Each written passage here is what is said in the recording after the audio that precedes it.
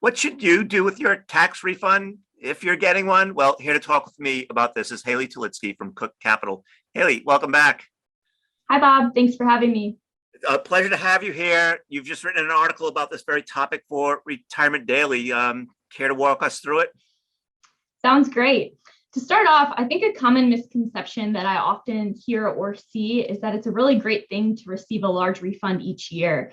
And although it may be exciting to receive a large check after filing your taxes each year, it's not necessarily the best use of your money, because in doing so, you're allowing the government to hold your money for you throughout the year without paying you any interest.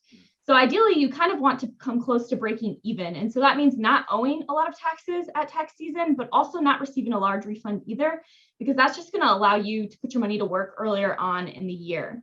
And the IRS has a really great tax withholding estimator calculator on their website. I recommend checking it out. The link's in the article. I personally use it quarterly. All you need is a most recent pay stub, and you just enter your information and it'll let you know if you're on track to receive a refund or owe taxes when it comes tax time. So that's a great thing to check every couple of months, and then you can adjust your withholdings if needed. Right. So if you are getting a big refund this year, what to do with it?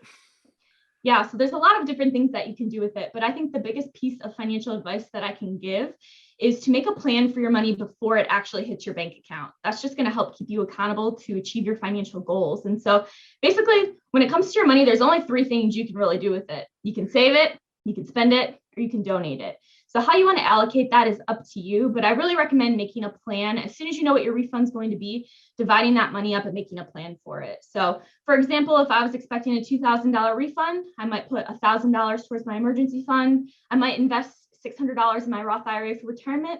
And then I might use the last $400 for something that I've really been eyeing or wanting to buy, or just something to treat myself.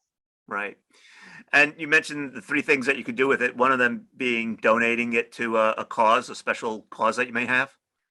Yeah, we've been through a lot over the last couple of years. So if you're on track to achieve all of your financial goals and you're feeling in a very comfortable place financially, you might consider donating some of that money to causes that are important to you. Mm. And I've heard some folks recommend that you might be also taking a look at investing that refund in I bonds. Any thoughts about whether that strategy makes sense? Yeah, that could make sense for a lot of people. So an I bond is a relatively safe place to store your money. You can do up to $10,000 per person. And so that's a very conservative type of account, very similar to a CD. It's locked in for a certain number of years. Right now, they're paying about 7% interest. And that's just because they're adjusted for inflation. So because inflation's so high, that interest rate is really high. So there's not a ton of money that you can invest or put into that bond, but that's a great place to put a bucket of money to save very conservatively for, a couple of years down the road. Right. And people always talk about when to file your tax return. If you're expecting a lot of money back, the sooner you file, the better. But if you owe money, the later you file, the better. Yeah, it's totally up to you.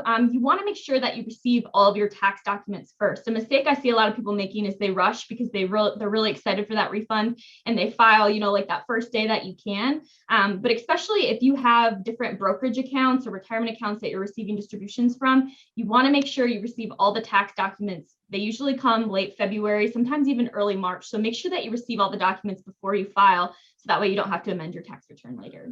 Right. In some cases, you might receive a corrected 1099 form of one sort or another. So really important to wait. Exactly. Right. Yep. All right, Haley, always a pleasure chatting. Anything we missed or anything that bears reemphasizing before we wrap up? No, I think that about covers it. Just make sure that you make a plan for your money before you see it, and check your withholdings using that estimator calculator throughout the year. So that way you're on track and you don't have any big surprises next tax season.